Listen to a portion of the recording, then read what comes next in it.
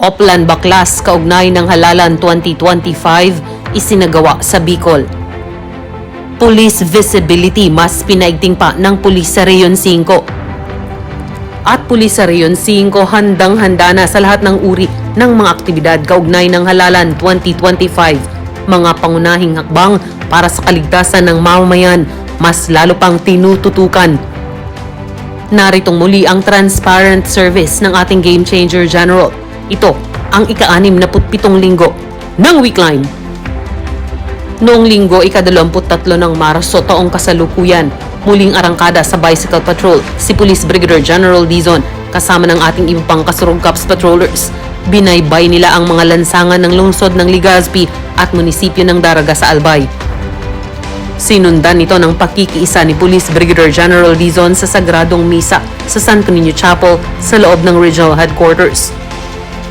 At bago magtungo sa Bicol University Sports Complex, si Police Brigadier General Dizon, inasikaso muna nito ang ilang mahalagang gawain sa opisina at saka ito nagsagawa ng security coverage and police assistance sa opening ceremony ng Palarong Bicol 2025. Maaga ding naging abala ang ating Game Changer General noong Lunes, ika-24 ng Marso para sa traditional Monday flag raising and awarding ceremony sa Pro 5 Grandstand ng Campo Ola.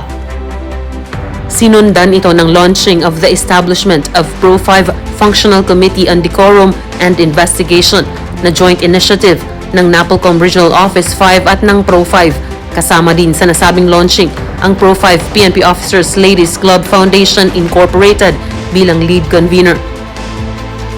Pagkatapos ng nabanggit na kaganapan, mainit naman ang naging pagtanggap ng ating Game Changer General sa kanyang panauhin na si Retired Police Brigadier General Benito C. Estepona, isang Board of Trustees sa PSS-LAI, kasama si Miss Lady Ann Alfonso Anuba, ang Sales Management Department Head and Corporate Affairs Officer sa nasabing opisina. Ito ay mga usaping benepisyo para sa ating mga kapulisan at iba pang sadya ng mga ito sa pamunuan ng Pro 5. Hindi rin kinaligtaan ng ating Regional Director ang makiisa sa ginanap na Annual General Meeting of the League of Executives and Directors Bicol o LEAD Bicol sa DPWH Regional Office 5, Cruzada, Legazpi City, Albay. Nagtapos ang araw ng Lunes para sa ating Regional Director sa pamamagitan ng kanyang mga administratibong gawain.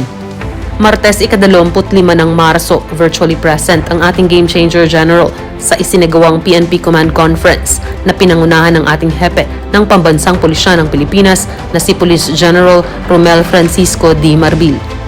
Nasa Tagaytay ang ating Game Changer General sa pagkakataong ito para sa isinasagawang review and validation of the annual operations plans and budget estimates for fiscal year 2026 preparation. Ika-26 ng Marso, Miyerkules, bahagi ang ating Game Changer General sa isinagawang Unity Walk, Interfaith Prayer and Peace Rally, Peace Covenant Signing and Candidates Forum sa Masbate Social Center, Masbate City, Masbate. Ito'y may kaugnayan sa nalalapit na eleksyon 2025. Puspusan ang pagbabantay at patuloy ang panawagan ng Pro 5 para sa matiwasay at payapang halalan 2025 sa Bicol. Pagkabalik sa Campo Ola ay trabahong administratibo agad ang inasikaso ng ating Game Changer General bago nagsagawa ng kanyang palagiang motorcycle patrol upang makatulong sa pagbabantay sa ating mga lansangan, lalo na sa oras ng labasan ng ating mga estudyante at mga manggagawa at matiyak ang kanilang kaligtasan. Huwebes, ika-27 ng Marso, Guest of Honor and Speaker si Police Brigadier General Dizon sa Joint Tactical Inspection and General Assembly of Troops na ginanap sa SM City Legazpi, Legazpi City, Albay. Ito'y malaking bagay bilang pakikisa sa ating mga tinuturing na force multipliers na silang mga katuwang natin sa pagpapanatili ng kaayusan sa ating komunidad. Pagbalik sa opisina ay pinaunlakan naman ng ating Game Changer General ang panayam ni Mr. Norris Mingoy ng Brigada News FM. Pinangunahan din sa araw na ito ni Police Brigadier General Dizon ang First Quarter 2025 Regional Law Enforcement Coordinating Committee meeting na ginanap sa Pro 5 Conference Room.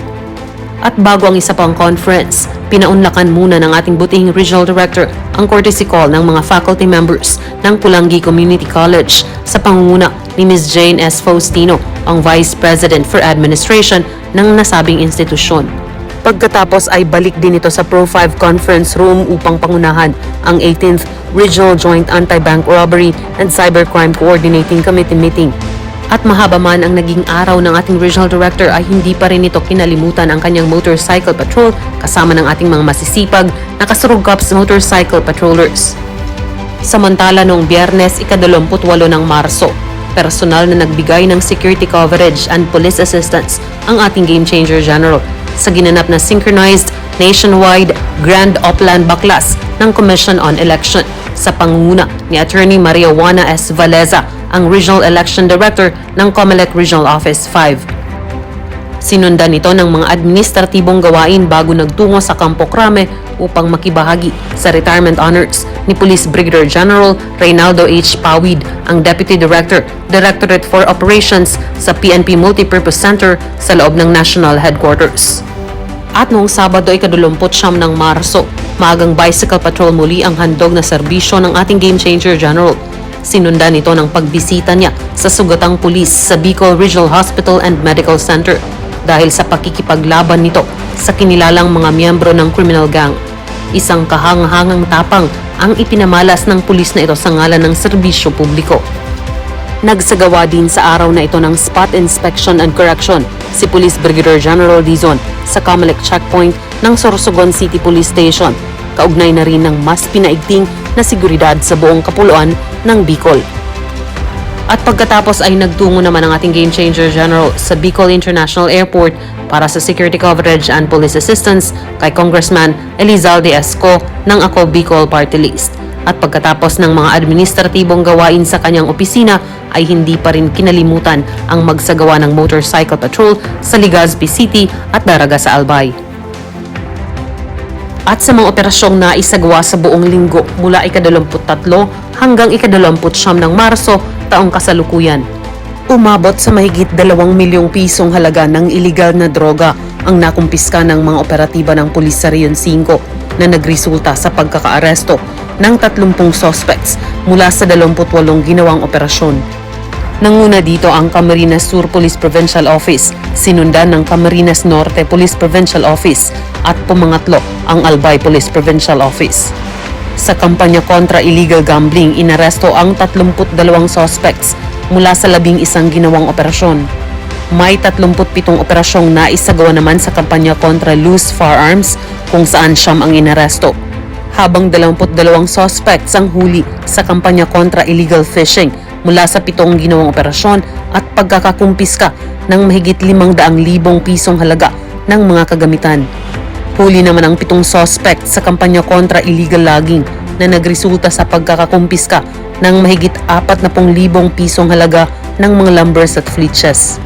Samantala umabot sa 87 most wanted persons ang inaresto sa buong Kabikulan sa nakalipas na linggo, habang 4 ang sumuko sa mas pinagtibay ng mga hakbang kontra insurhensya at 1 sumuko sa kampanya kontra criminal gang.